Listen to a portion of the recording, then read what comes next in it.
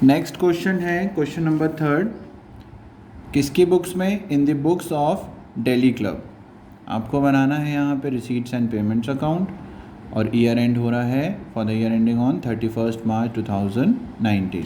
यहाँ पर आपको मैंने रिसीट एंड पेमेंट का फॉर्मेट बना लिया है। सबसे पहला है donation for building and library room. आपको डोनेशन मिला है किसके लिए?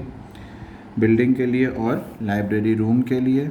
तो आप यहाँ पर लिख लोगे टू डोनेशन फॉर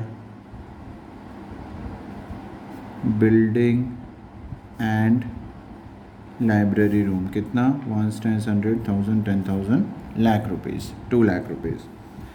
फिर उसके बाद है एंट्रेंस फ़ीस, ये भी आपकी इनकम है तो आपने एंट्रेंस फ़ीस भी लिख लिया, ये हो गया आपका 17,000। फिर उसके बाद है आपका सब्सक्रिप्शन मीन्स चंदा, ये हो गया आपका 19,000। Then locker rent, LOCKERRENT, locker rent 1660। फिर रिफ्रेशमेंट रिसीट्स, रिफ्रेशमेंट मीन्स नाश्ता एंड ऑल। रिफ्रेशमेंट रिसीट्स कितना है? Refreshment receipt 16,000। फिर गवर्नमेंट ग्रांट,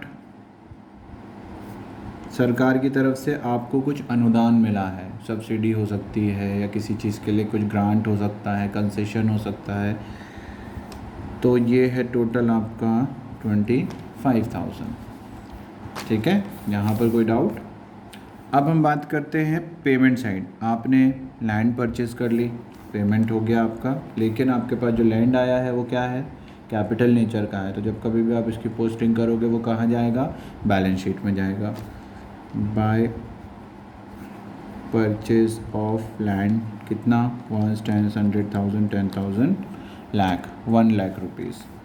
फिर है बाय परचेज ऑफ फर्नीचर कितने के हैं? 1,30,000 के। Then salaries, how much does it cost? 4,800। फिर है maintenance of playground, maintenance of playground कितना? 1,000। फिर है आपने रेंट पे कर दिया। ये सारी चीज़ें आपकी क्या हैं? पेमेंट्स हैं। फिर हम बात करें रिफ़्रेशमेंट पेमेंट, आपको यहाँ पर रिफ़्रेशमेंट रिसीट था और यहाँ पर आपको रिफ़्रेशमेंट पेमेंट है। आपने किसी को चाय नाश्ते के लिए पेमेंट किया है, रिफ़्रेशमेंट पेमेंट।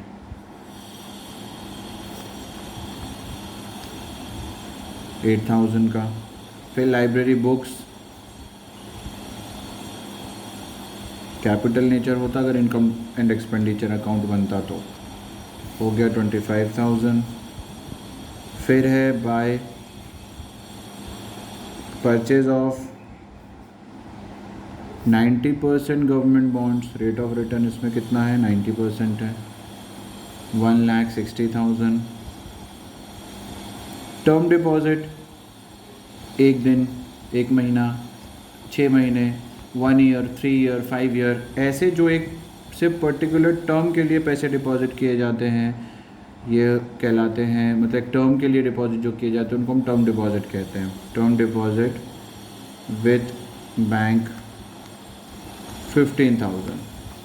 अब आप लोग मैथ्स को पकड़िए, किस तरफ टोटल कम होना चाहिए? यहाँ पर एक्सपेंसेस काफ़ी सारे हैं, पेमेंट्स काफ़ी सारी हैं और रिसीविंग काफ़ी कम है। और अगर आप रफली कैलकुलेशन देखते हो तो आपके पास पेमेंट आपने ज़्यादा करी है, वेरेस आपके पास रिसीट काफ़ी कम है। तो यहाँ पर जो बैलेंस कैरी डाउन आएगा वो आपका रिसीट साइड आएगा। रिसीट साइड मतलब पेमेंट आपकी ज़्यादा हुई है और पैसे आपके पास कम आए हैं। तो जो भी बैलेंस यहाँ पर निकलेगा वो क्या कहलाएगा? आपका डेबिट बैलेंस। और उसके बाद आप यहाँ पर क्वेश्चन वो कर लोगे, टोटल टैली कर लोगे। इसके बाद का जो क्वेश्चन नंबर 4 और 5 है वो क्वेश्चन नंबर 4 और 5 आप लोग होमवर्क में करके मुझे ग्रुप में पोस्ट करोगे, ठीक है। मैं चेक करूँगा उसको और आगे कल हम फिर उसके आगे के नए क्वेश्चंस करेंगे।